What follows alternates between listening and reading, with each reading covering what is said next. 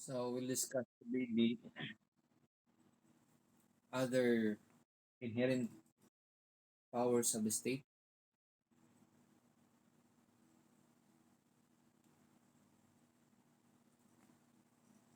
I'm waiting for that.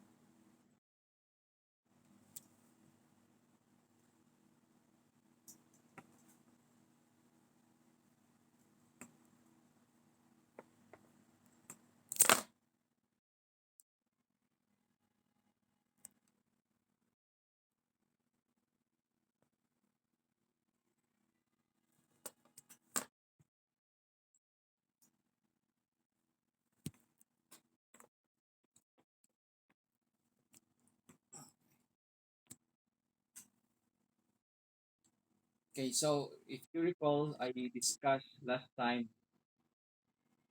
the three inherent powers of the state.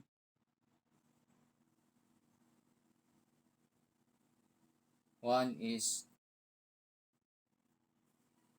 excuse me, hanapin mo ulit. So,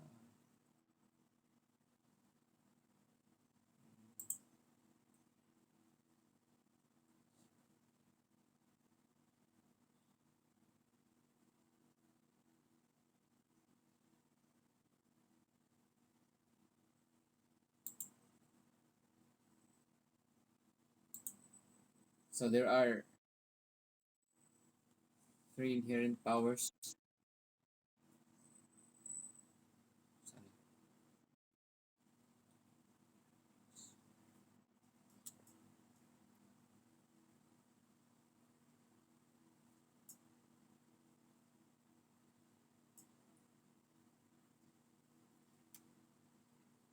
So power of eminent domain, power of taxation, and the police power.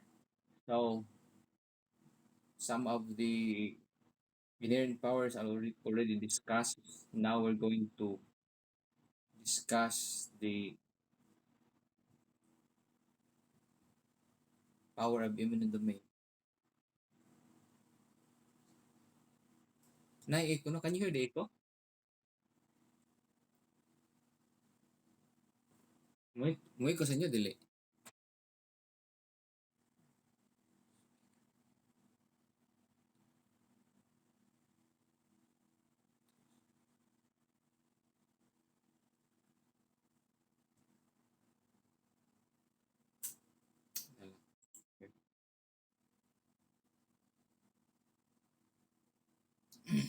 Hello.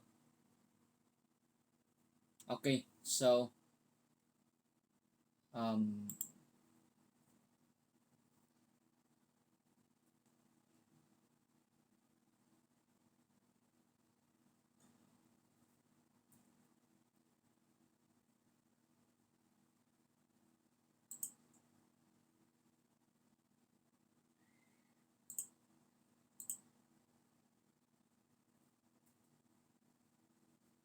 so what do you mean by inherent eminent domain? Its nature is a government right to appropriate, okay, in the nature of a compulsory sale to the state a private property for public use or purpose. So I think you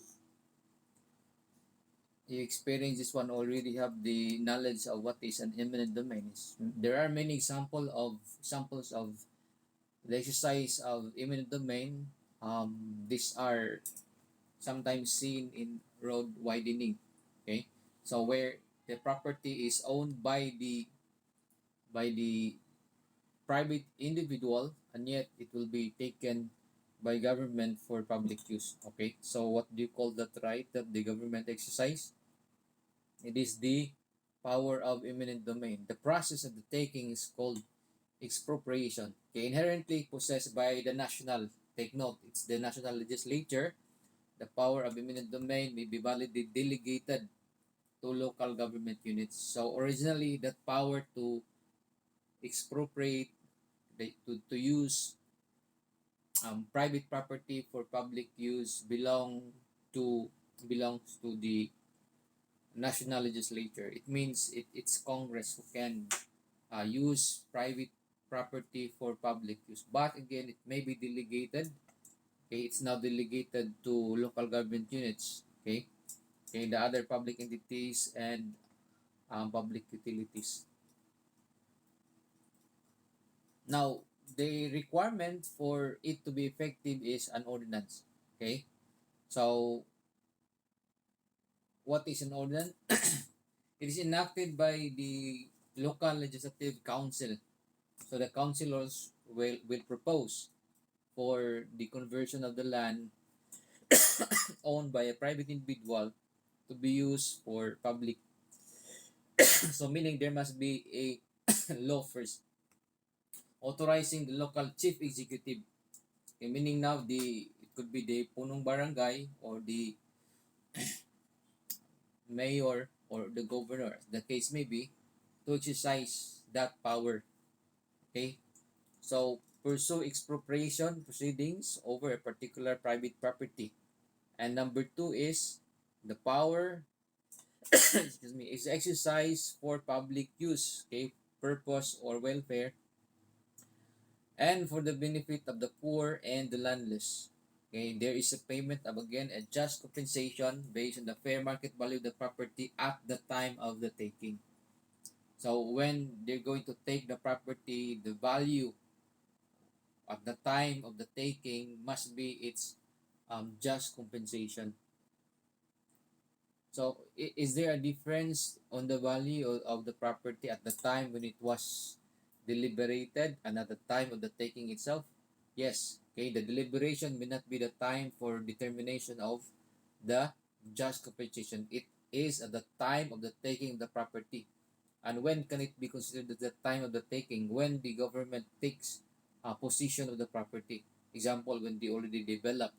Okay, when they already started fencing where the owner cannot exercise its right anymore, that means that the government now takes the property, and therefore the determination of that price must be at the time of the taking, not at the time of the deliberation or any other time.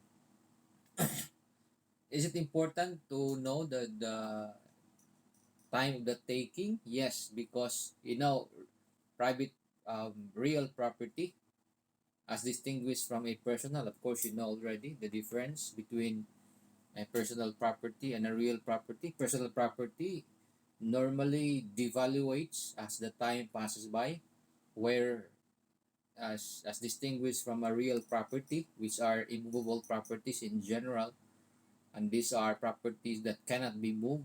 Okay, or if it is moved, then the intention of the owner is to put there permanently, even if it can be transferred, then that remains to be a real property. Is it important to determine whether that is real or personal? Yes, because for the purpose of taxation, the property which is personal has a different um, tax schedule or value, where real properties it may be fixed. It depends if it is a capital asset or a an ordinary asset of the owner or seller. Now, so real properties normally as the time passes by increases its value. Okay, whereas the personal property as time passes by it devaluates. Okay, so that's important because if time passes by at the time of the in processing it at the time of the start of the process, like expropriation, but the taking was at a different time, then that the time between the initial move and up to the time of the taking may increases its value. Okay, because the determination of the value of the property is at the time of the taking. So meaning again of the taking is when the government took active possession of the property. Now, um, a valid and definite offer was previously made to the owner of the property, but the offer was not accepted. What does it mean? There's no need actually of going to expropriation if the owner accepts the offer of the local government. Okay, but most of the time, this is the problem of the local government. They don't know.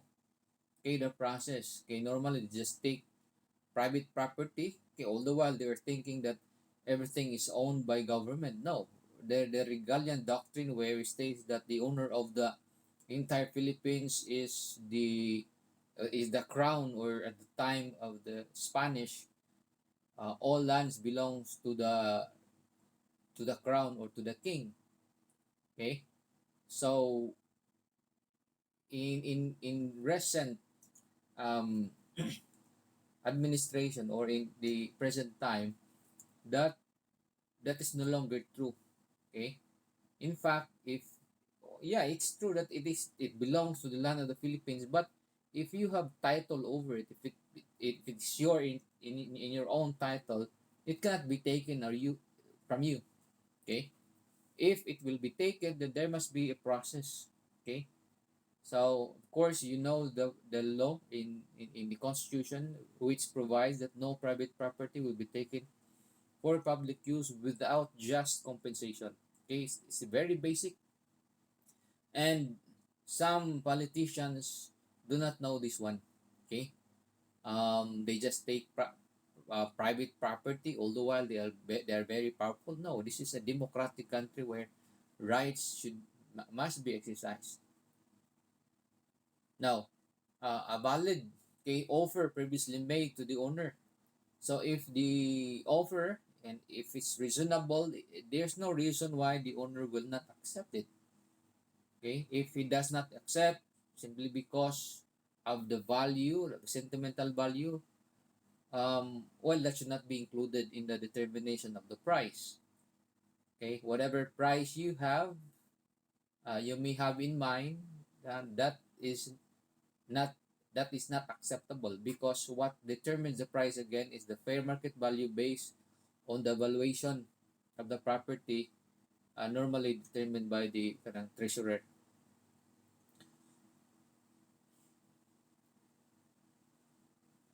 Now, if the offer is not accepted, what will happen? Then there will be a court proceeding. We call it as the expropriation, where the real price, the fair market value, will be now set by the court. Okay?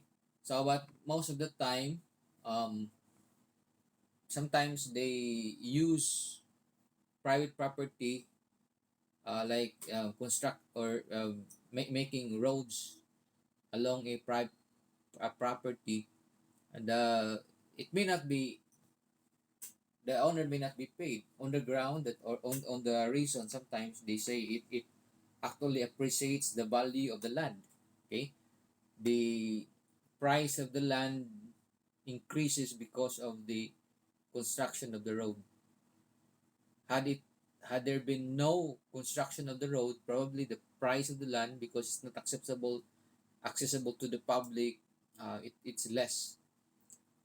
Okay, sometimes the owner will accept a, in that arrangement. But if you think that the land is really precious, okay, it may have a different price. So again, if it is not determined or if it's not agreed, then they can go to court, and the process is called expropriation. Now, an expropriation suit, okay, falls under again the jurisdiction of the regional trial courts. Okay, um, the subject normally, if the price cannot be determined, okay, if the value of the land cannot be determined, then it's the regional trial court. Okay, because there is a jurisdictional amount of the value of the property. I think right now it's still, is it still 400,000 and 500,000?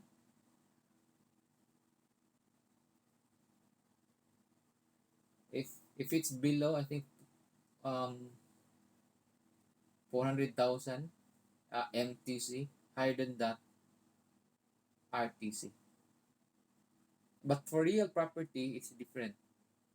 Okay, so now the subject of an expropriation suit is a government exercise of eminent domain, a matter that is incapable of pecuniary estimation. This is the one that I'm saying. If it cannot be determined, the value of the price, because there is a jurisdictional amount to determine whether the case will fall under the RTC, Regional Trial Court, or MTC, or MTCC, or MCTC. MTC, Municipal Trial Court, it could be Metropolitan Trial Court, and then MTCC, Metropolitan Trial Court in cities. It is a municipal trial court in cities. The jurisdiction is municipal trial court, but the court is found in the city. So that's the irony. It's a municipal trial court, but municipal trial court jurisdiction is found in the city. And there's also what we call as the municipal circuit trial court, MCTC, meaning it is a court, a municipal trial court jurisdiction. Okay, the value again is would determine whether it is regional or municipal based on the value. If it is MTCC but found in the rural area having several municipalities under it, it's called municipal circuit trial courts. Okay, before Liluan and I think parts of Compostela is one MTCC. Okay, municipal circuit trial court. Okay, it's falling under one municipal trial court, and that is in, I think, in Liluan before. Okay, now, so the nature of the expropriation suit is incapable of pecuniary estimation. You cannot estimate the exact price, and that is why it goes into the regional trial court, because regional trial court has a um, general jurisdiction, where if the value is not determined, then it should be the regional trial court. Okay, so meaning it's a court having a general jurisdiction. Before it's called the inferior court.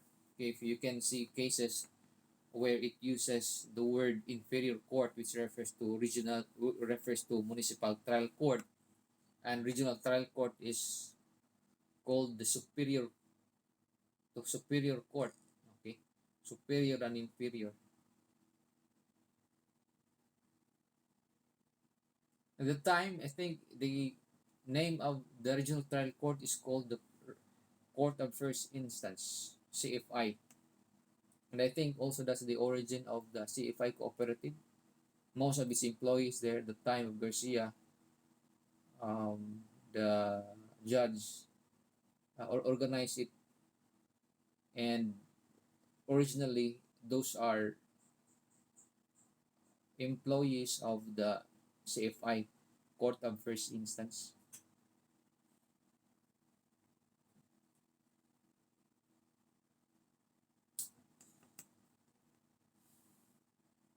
So I think most of you are members of that. It's a famous cooperative, okay, and its membership now accepts even if the employee is not an employee of the Court of First Instance or Regional Trial Court. Now, the can you still hear me? I do not know if you're around. Okay, so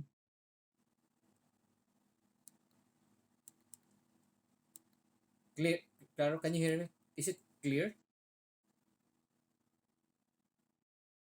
Okay. Now, the very foundation of the right to exercise eminent domain is a genuine necessary.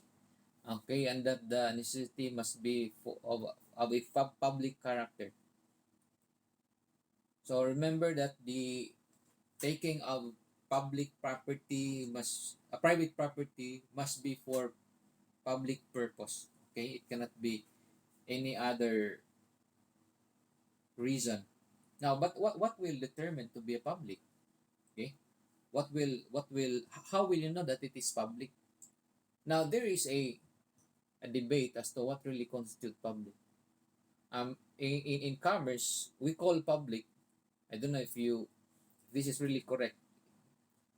Is it in commerce or something? They just read, okay, that what constitutes public is actually 20 or more persons. It's public. Less than that, that is not public. Okay. So let us say there's a project of government and only few people will benefit. Okay. Let us say, and then you counted that it's not more than 20. And you can say that, hey, it's not public, so you cannot do that because only few people will benefit. Okay, and that means that you are favoring private individual. Okay, and that actually invalidates the entire expropriation proceeding. Okay,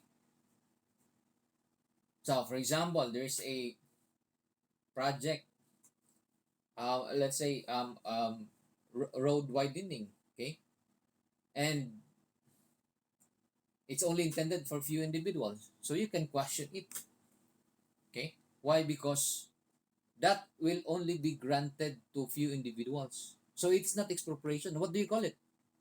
Okay, it could be road right of way, which is a which is private in nature, and it must be paid by the one who is going to benefit. And the one who's going to benefit is called the dominant estate, and the owner whose property will be taken is called the servant estate. Okay, the manner, take note here, it's a private in nature, it's not public. Okay, because there are only few who will benefit, they are not public. Okay, so you have to understand that. Okay, most of you maybe soon become a public, or some of you are now into public office. Okay, you should know what do you mean by public. Okay, so you have to understand. Okay, let us say you want to construct a road going um to the sea, an access road for fishermen. Okay, you have to distinguish or to know first how many will benefit.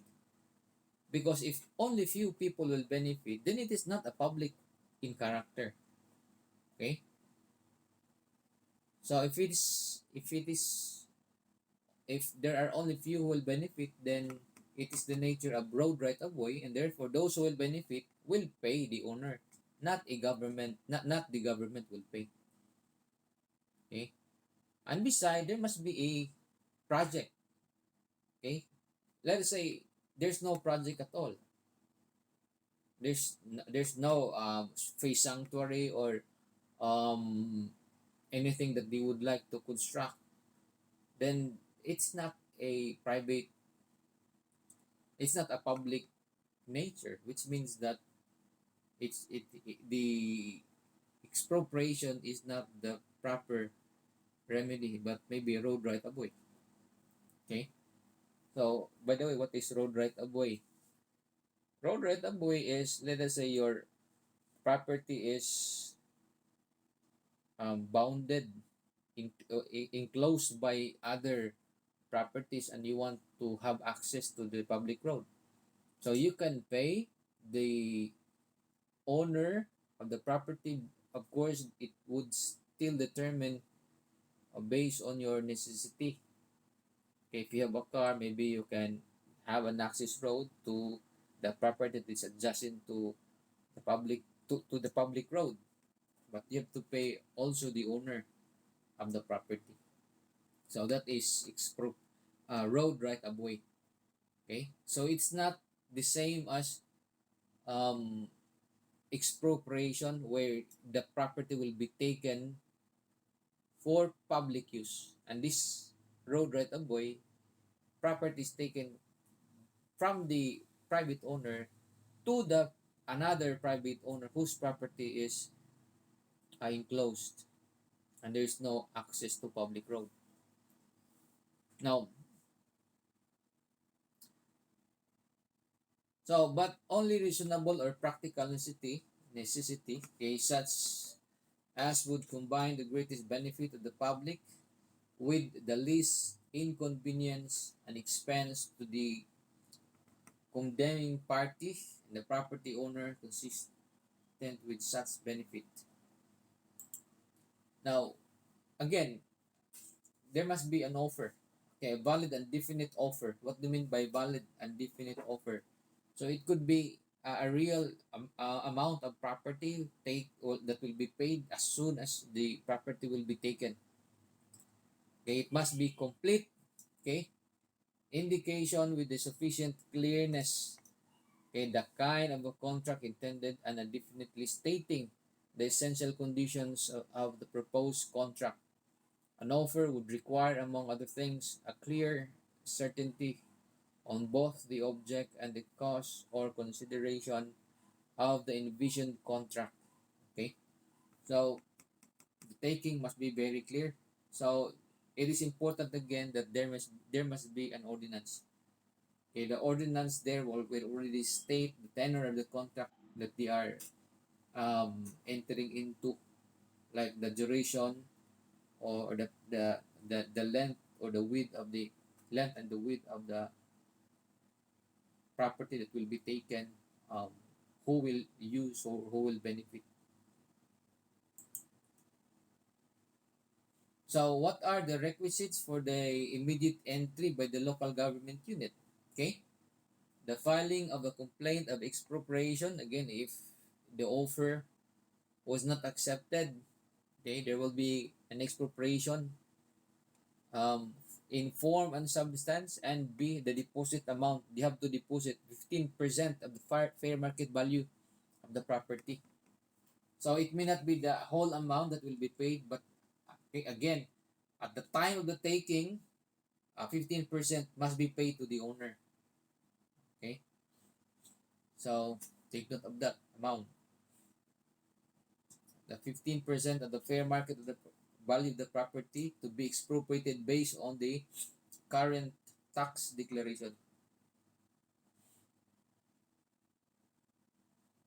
So sometimes the owner will will devaluate, okay, the price, okay, so that they will be paying less. So whatever price that they paid will be the 15%. The 15% of that is the down payment or the deposit.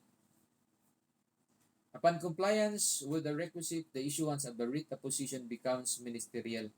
Again, what do you mean by ministerial as compared to what's the opposite of ministerial as we discussed, as thing that we have discussed?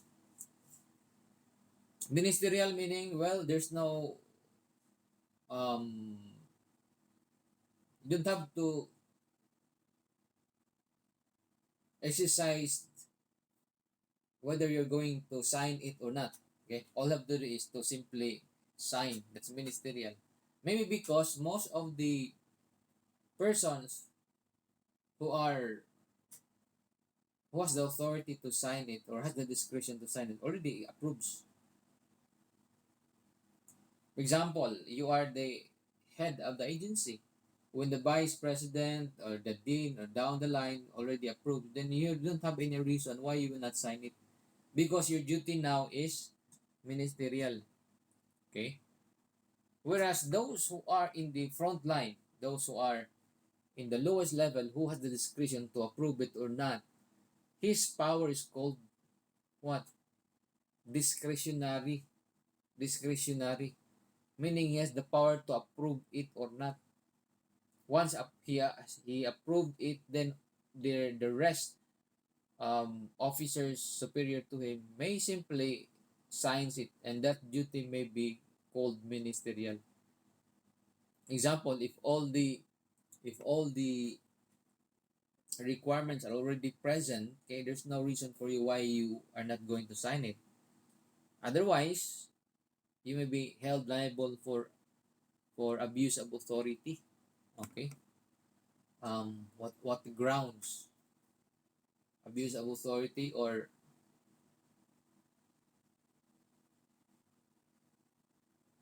a grave abuse of discretion. Grave abuse of discretion.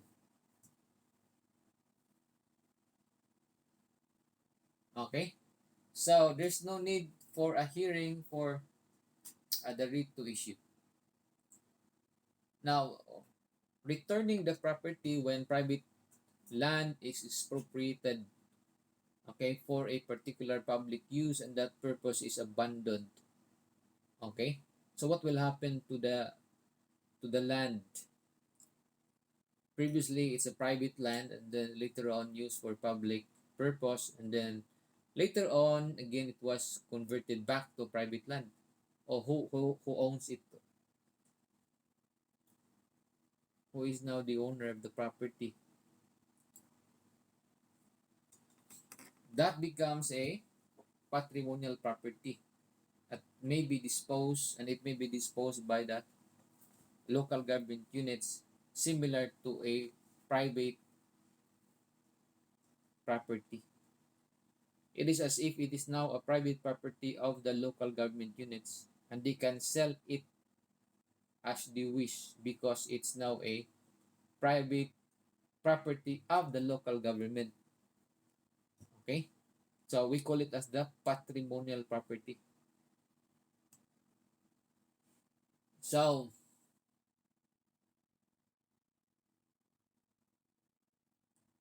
So there's no implied contract that the property will be used only for public purpose for which they were acquired. Okay, property is to be returned only when it is expropriated with the condition that the said purpose is intended or abandoned. Okay, the former owners reacquires the property so expropriated, and not when and not when the expropriation decree gives to the entity for fee simple, which makes the land, okay, the expropriator the absolute owner of the property. Well, that all actually depends on their contract, but generally, if they if it is now owned by private public, and it is not used again for the purpose for it was intended, then it will become now a property of the state. But if the contract states otherwise, that if it will not be used, then it will be returned to the private owner, then it will be returned to the private owner. Okay, so the best case for this is the kanang IT Park of Cebu City. It was owned by, I think, Ralius. Okay, it was used for the intended for another purpose, for the airport, another airport in Cebu during the time of Corazon Aquino, but they um they actually expropriated the property. Okay, and they want to implement it, but as I think there was a change of the administration, that area there was, which is intended for a the airport, was not continued, and I think the Ralius family wanted to get back their land, so they can get it. Actually, it depends on the contract, but generally it's not automatic that it will be returned to the owner. That depends on the tenor of the contract for which the contract intended, um, the contract, in expropriation, if it is clear that it will be returned to them, if it will not be continued, then it should be returned. So again, it should be based on the contract or their agreement. Now we go to the distinction between the taking of the national government and the taking of the local government. Is it the same? Yes. No, it's different. Generally it's the same, that it is a taking of private property for public use, but there's a discrepancy there on the taking. We go first into national government. The power that they exercise, it's inherent power. Okay, whereas in the local government is only a delegated power. What do you mean by inherent? By the time that the state become independent, it has that power already to take private property for public use. But the local government doesn't have, okay, because their power is only delegated by the national government. Okay. Now there's no law. No law is needed. Okay. The fair market value determined at the time of the filing of the expropriation, okay, of the case or the taking of the private property. Whereas in local government, you required what? An ordinance or a law, right? Use converting a certain land for public purpose. So as distinguish that from a mere resolution. A mere resolution, as we know, it's just a expression of the sentiments of the council or the legislative body. It is not permanent in character. It's not even a law. Whereas an ordinance, it's a law. It's permanent in character. So you require not a resolution but a an ordinance. So in the taking of the national government is just it does not require a law. Okay. So uh, the taking of private property, whichever comes first. So what do you mean by this? So fair market value at the time of the filing of the expropriation case or the taking. Okay, I explained this one a while ago. It the filing may be different to the time of the taking. It could be at the time of the expropriation, the taking already sets in, or okay. So in that case, the value of the fair market value is determined at the time of the filing and at the time of the taking. Okay. But if the filing is different from the time of the taking, then whichever comes first. Okay. If the taking took place away before the expropriation, then the value is at the time of the taking. Okay. Not at the time of the expropriation. Taking may be uh, ahead than the expropriation. Okay. Can you do that in local government? No, you cannot. Okay, take note the difference. They can take the property if it's a national project even prior to expropriation. Okay, we'll discuss that as distinguished from the local government unit. Okay, so the value again is whichever comes first. Okay, assessed value of the property required to be deposited in order to take immediate possession. So if you take the private property prior to expropriation, you have to pay first. Again, you have to pay first the um, value, okay, or initial payment.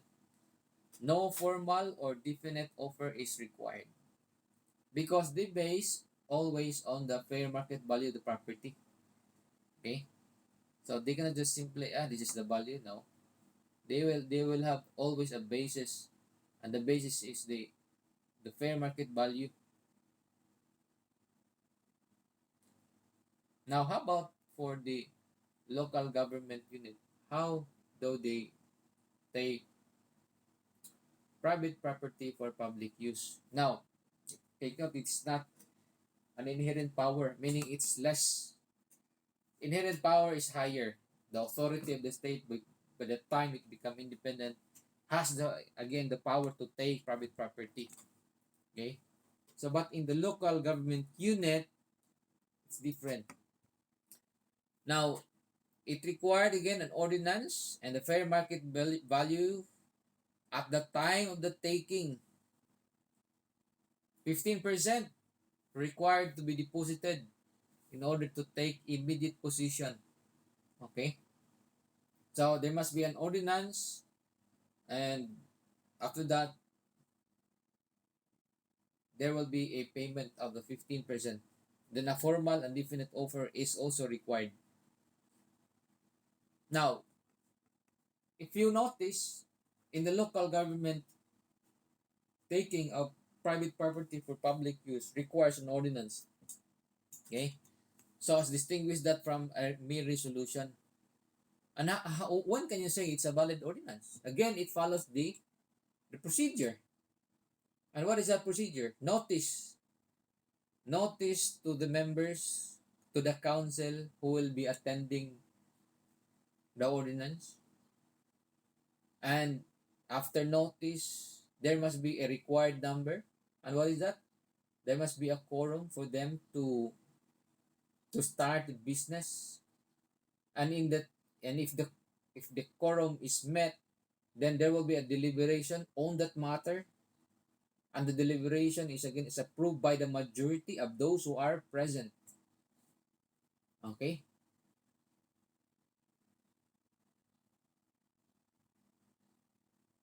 So take note of that important matters.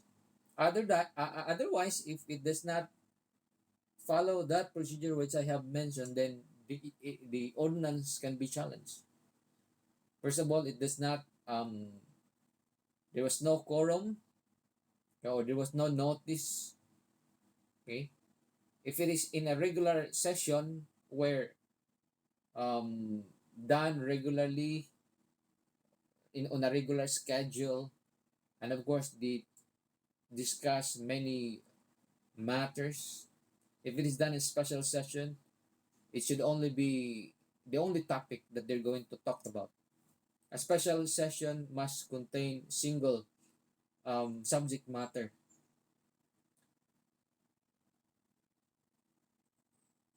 Now, how about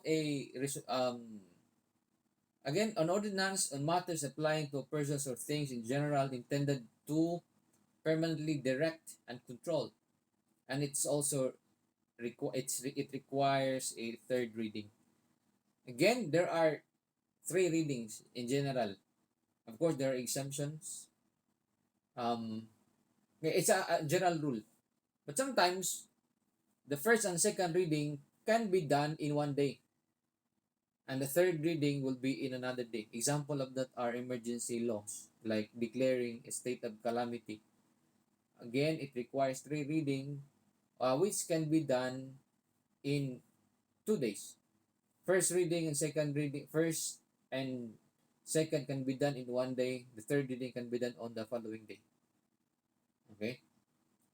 So, what's the first reading? What's the content of the first reading? Normally, introduction, title, of course, by the proponent. Okay. Um, Second reading, the content. Third reading generally is for the approval, or its effectivity.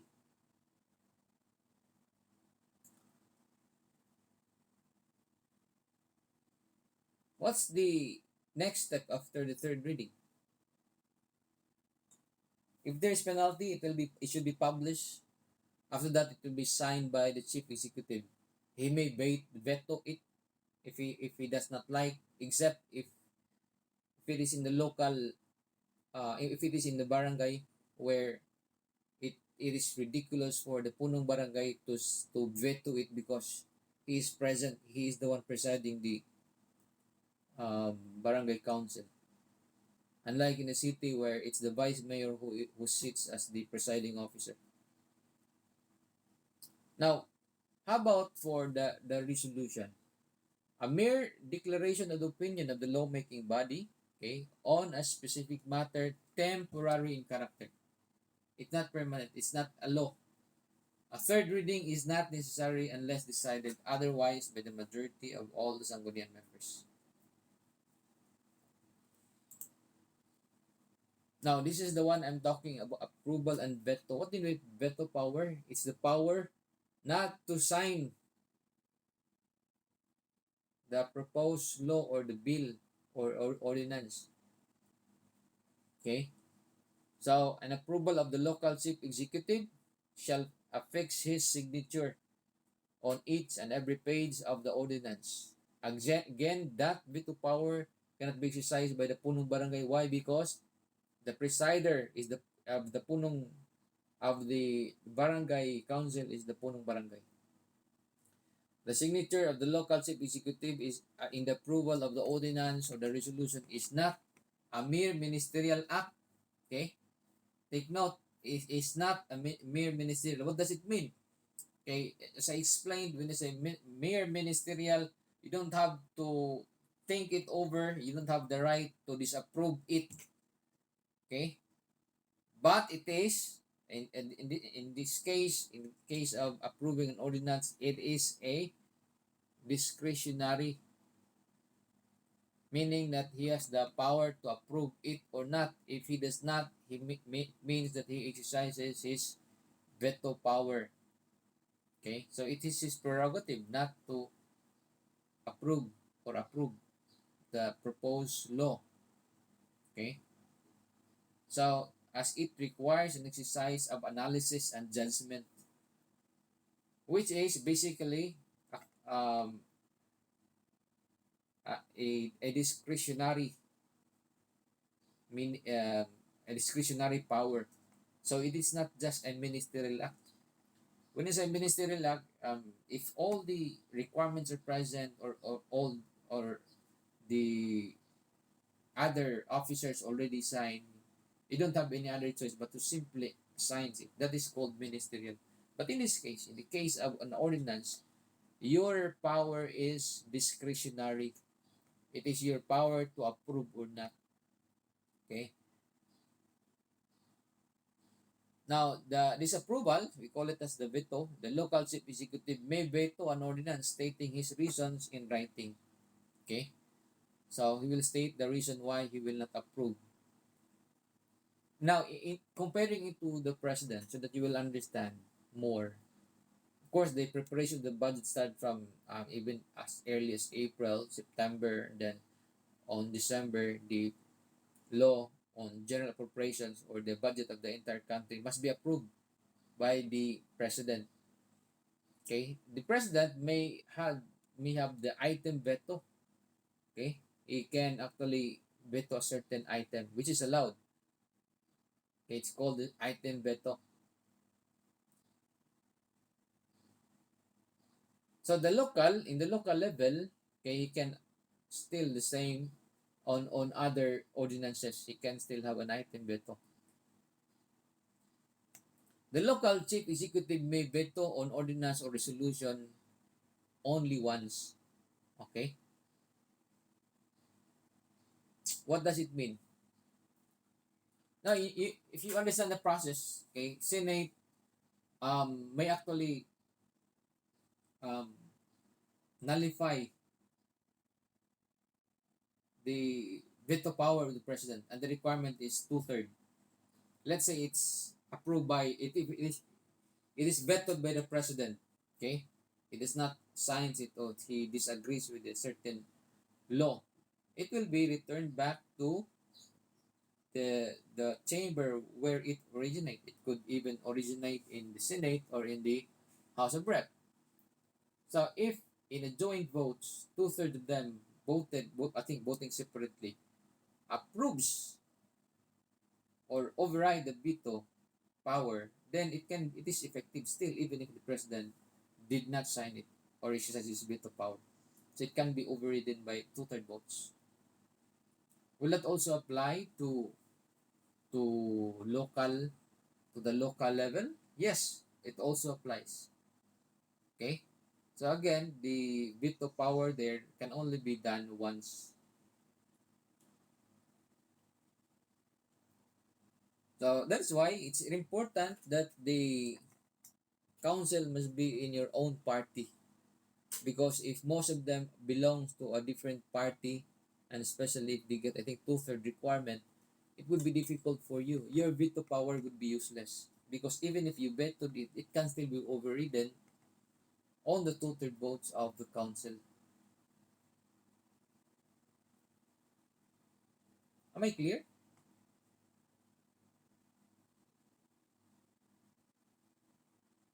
Did you understand what I'm talking?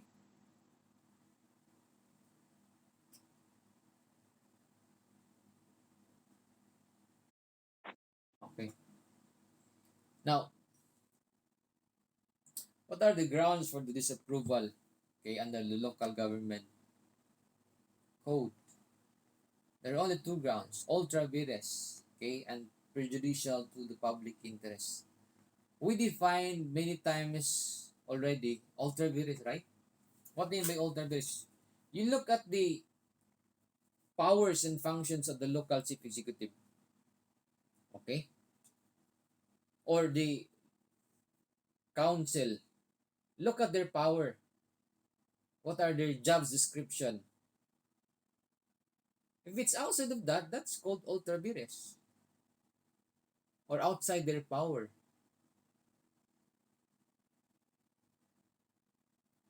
Okay? So it's important to know what are the job description, okay, what are its powers, because those are if outside of that, that's called ultra vires. Okay? Ultra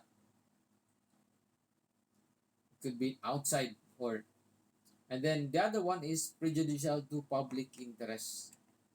You know what's prejudicial? Contrary to public welfare.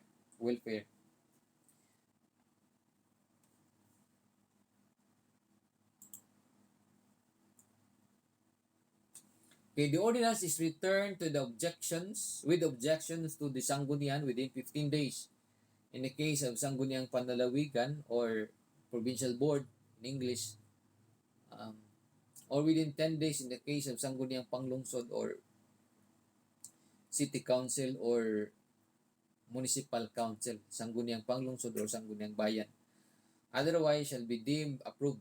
Now, if it is not returned, again, there's a presumption there. If it is not returned within that days, 15 or 10, 15 for provincial ordinance, 10 for municipal or city ordinance.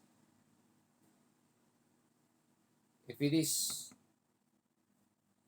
not returned within that days, it is presumed that it is already approved. Okay? So let's say it is received by the chief executive and he did not act within those days, 15 or 10, then it is approved. It is deemed that it is already approved. Okay? So again the requirement to override is two-third by the sanggunian upon two-third votes of all its members. In Congress, a separate vote in the Senate and in the House of Reps. Still, you still require two-third votes. Now, what do you mean by item veto? The local chief executive except the punong barangay shall have the power to veto any particular item or items. Okay? Again, there is no veto power in the in punong barangay. The punong barangay has no veto power. Why? Because he is in the deliberation. Because veto power meaning that you don't like it.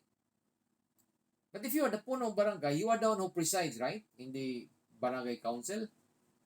And if you don't like it at the time of the deliberation, you didn't say to them that you don't like it. Not that, oh, when it's already approved, then you just veto it. No, you cannot do that. That only applies in municipality or municipality or city or provincial board, where the presider is the vice mayor or the vice governor. Now shall have the power to veto any particular item or items of an appropriation or ordinance. Appropriation ordinance, okay? Ordinance or resolution adopting local development plan or public investment program. Okay, take note, these are the items that the presiding that the chief executive may veto. Okay, so in general, those are money matters. Ordinance directing the payment of money or creating liability in case of item veto.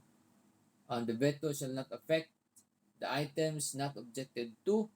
If the veto is not overridden, the items in the appropriations ordinance and the previous year corresponding to those vetoed shall be deemed reenacted. Here, take note.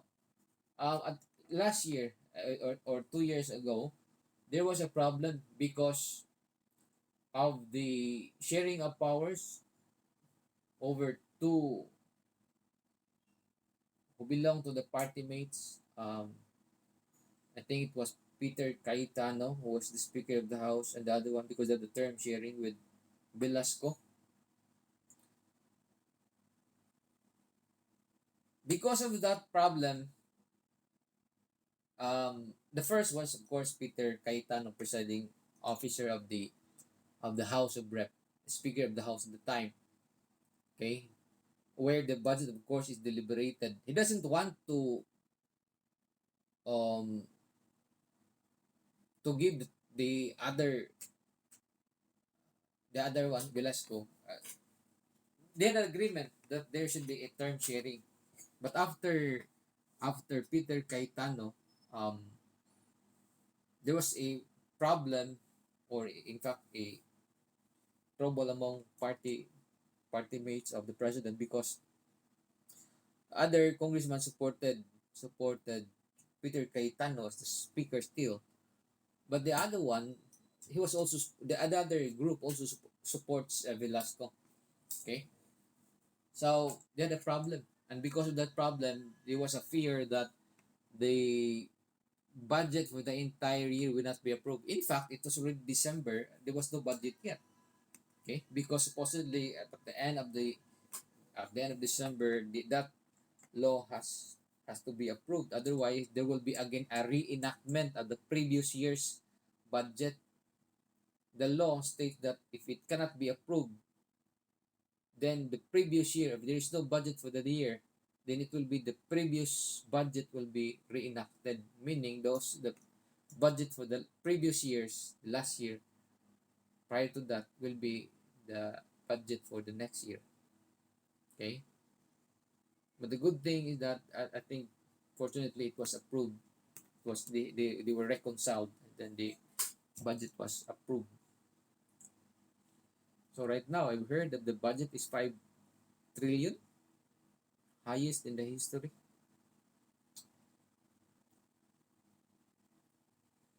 So, but under the law, the education should be the highest budget. Okay, education should be the highest budget. It's in the constitution.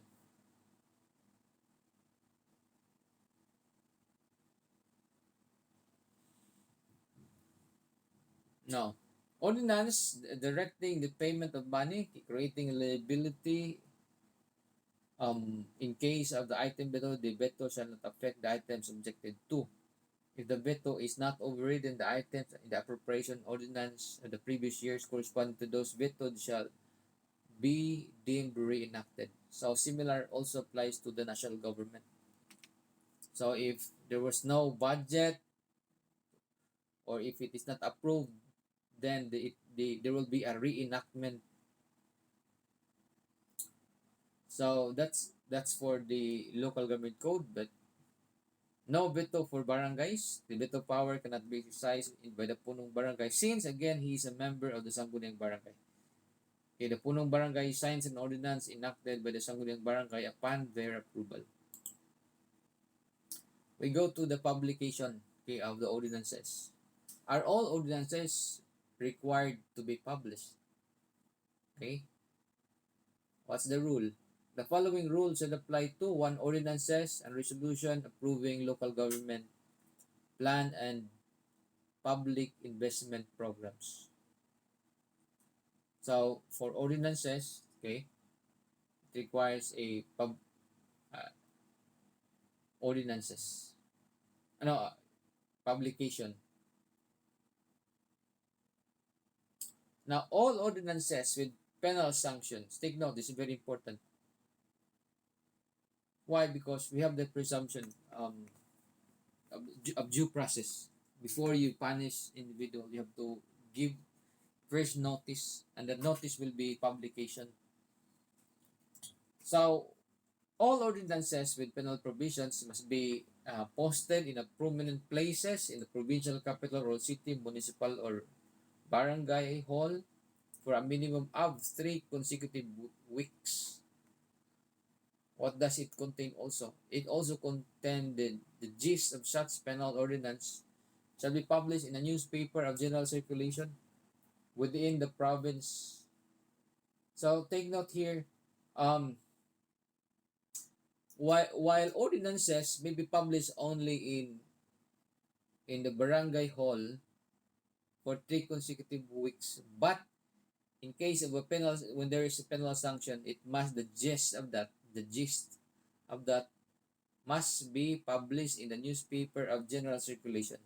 Would it mean that it should be published in a Manila Bulletin or a Philippine Daily Inquirer? No. The meaning of newspaper of general circulation in the local area. Okay, like if it's in Cebu, then Sunstar would do, or Freeman.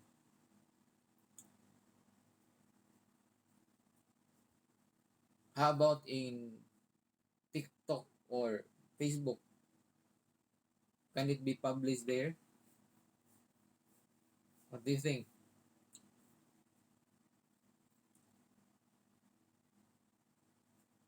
What do you think? So what's your opinion?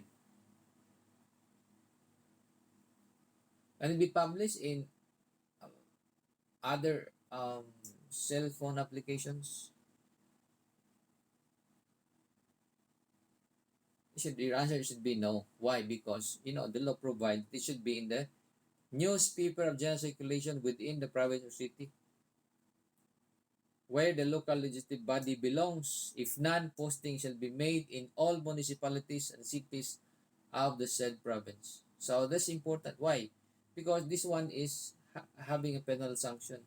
So you cannot just simply punish an individual. Although we have the presumption, or we have the saying that ignorance of the law excuses no one from compliance therewith, but they should be given due process. And a due process there starts from publication of the law. Unless otherwise provided therein, the ordinance shall take effect only on the day of the following its publication or at the end of the period posting, whichever occurs later. So it must be published and it shall take effect normally 15 days from the last publication. If it's voluminous, then counting the 15 days from the last day of the printing. Okay, so that ends the entire local government code. Okay. Um, so all I can see is good luck in your exam. Okay. So how many are present? But I think I can still give an activity today to check your attendance. So it's always based on what we discuss.